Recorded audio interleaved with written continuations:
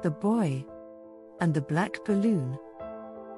On a sunny afternoon, in a bustling park, where a little boy saw a balloon man. The man stood with a cart full of vibrant, bobbing balloons. He saw that the man blowing up balloons of different colors: red, blue, yellow, green, filling them with helium gas, and let them go in the air, one by one. The boy walked closer and gazed at the balloons. A question bubbled up inside him that he couldn't ignore.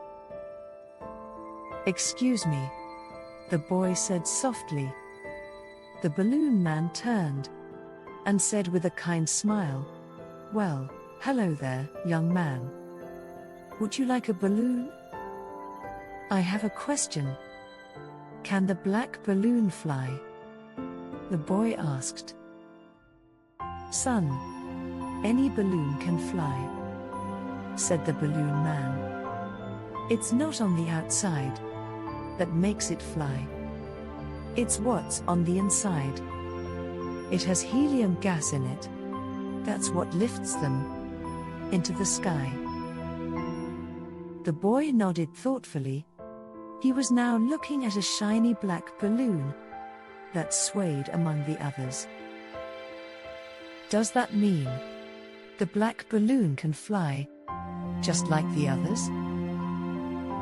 The balloon man smiled and gently unhooked the black balloon from its string and said, "Why don't we find out together?" He filled the black balloon with helium, just like the other balloons, and set it free to fly.